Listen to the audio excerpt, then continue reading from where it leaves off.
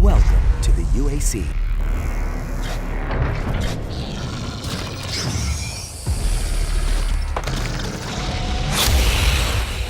When you make a game like Doom, you spend so much time playing it, and I know a lot of fans have spent a lot of time playing it, and to be able to step into the world is like the most exciting part of VR. We wanted to put the player here and really build an experience that you know, takes advantage of the key aspects of virtual reality.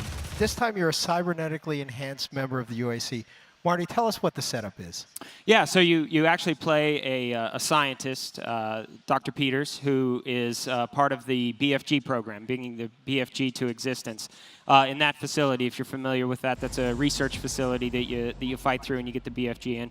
So the game starts there, and you're being killed as Dr. Peters, and have your consciousness transferred to kind of their backup computer system, and through the course of the game you get to transfer that consciousness to different kind of computer systems and technical vehicles. Most of the game is still about combat. We love combat. That's what Doom's all about. So you get to inhabit kind of this badass security robot that has all the guns and all the kind of killing power that you would hope a Doom game lets you wield. We wanted to specifically take advantage of some of the opportunities that you have in VR.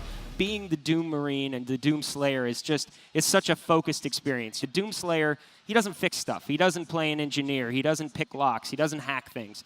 But those are things that we thought were really cool opportunities for VR, and we wanted to do something different with VR.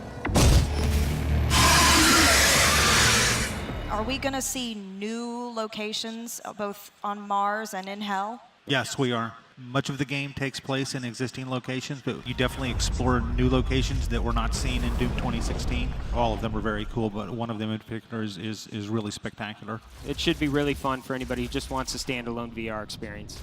Doom itself is blisteringly fast. I mean, that's one of the core things about Doom.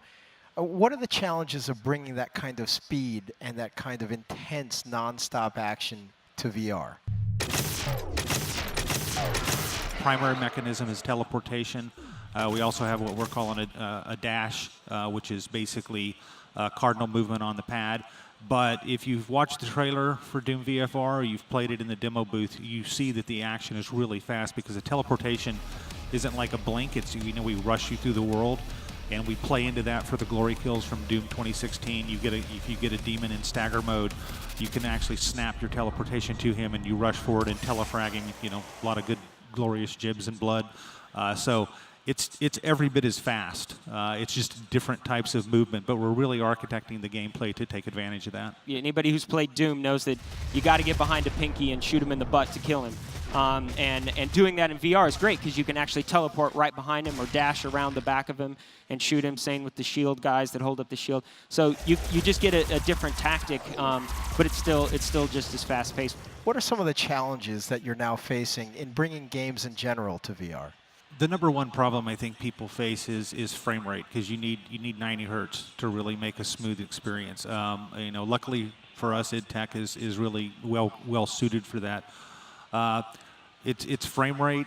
We have an uncompromising view on graphical quality. We're not going to compromise the look for VR. So there's a lot of work that goes into that. A lot of R&D into, again, movement and just general gameplay type things, and how technology kind of touches the whole experience.